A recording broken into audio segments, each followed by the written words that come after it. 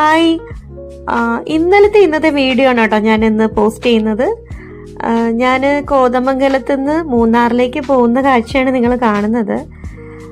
Class എടുക്കാൻ വേണ്ടിയിട്ടുള്ള ഒരു പോക്കാണ് കേട്ടോ.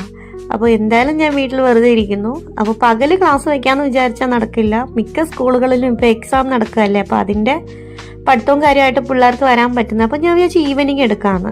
സാധാരണഗതിയിൽ ഞാൻ പ്രൈവറ്റ് ബസ്സിലാണ് പോകുന്നത്. പാട്ടൊക്കെ കേട്ട് ഇങ്ങനെ പോകാമല്ലോ. ഇത്തവണ കിട്ടിയത് KSRTC ആണ്. കിട്ടിയതാവട്ടെ എന്ന് കരുതി ഞാൻ കയറി.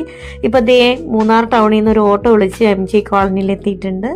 അങ്ങനെ ഓട്ടോയ്ക്ക് ക്യാഷൊക്കെ കൊടുത്തിട്ട് ഞാൻ കയറുകയാണ് കേട്ടോ. ഭയങ്കര തണുപ്പെന്ന് വെച്ച് കഴിഞ്ഞാൽ ഒരു രക്ഷയില്ലാത്ത തണുപ്പ്. സാധാരണ ഞാൻ നല്ല കട്ടിയുള്ള സ്വെറ്ററൊക്കെ ഇട്ടുകൊണ്ടാണ് നടക്കുന്നത്. നോർമലി നമ്മൾ മൂന്നാറിൽ വരുമ്പോൾ ഉള്ള ഒരു തണുപ്പിൽ ഇടാൻ പറ്റുന്ന ഒരു സ്വെറ്റർ ഇട്ടുകൊണ്ടാണ് ഇത്തവണ ഞാൻ വന്നത്.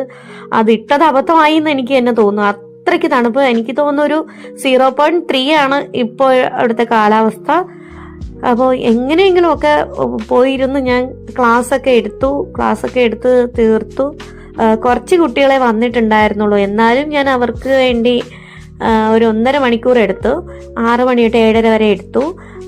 പിന്നെ കൂടുതൽ സമയം നമുക്ക് ക്ലാസ് എടുക്കാൻ പറ്റത്തില്ല. കാരണം എന്ന് വെച്ചാൽ ഇവർ പോകുന്ന വഴികളിലൊക്കെ ആനയുണ്ടാവും. അപ്പോൾ നേരത്തെ തന്നെ ക്ലാസ് തീർത്തു. അവരും ഇറങ്ങി, ഞാനും ഇറങ്ങി. അപ്പോൾ എനിക്ക് മുകളിലാണ് റൂം തന്നിട്ടുള്ളത്. അപ്പോൾ റൂമിലേക്ക് പോകണമെങ്കിൽ ഇദ്ദേഹത്തിൻ്റെ വീട്ടിലൊന്ന് കയറണം കേട്ടോ. അപ്പം ഞാൻ എൻ്റെ ഇരുന്ന ബാഗൊക്കെ ഒന്ന് കൊണ്ടുവച്ച് ഒന്ന് ഡ്രസ്സൊക്കെ മാറ്റി താഴോട്ട് വരാമെന്ന് കരുതി റൂമിലേക്ക് പോവുകയാണ്. അപ്പോൾ ഒന്ന് ചൂടുവെള്ളത്തിലൊന്ന് മുഖമൊക്കെ കഴുകി ഒന്ന് താഴോട്ടൊന്ന് ഇറങ്ങാം.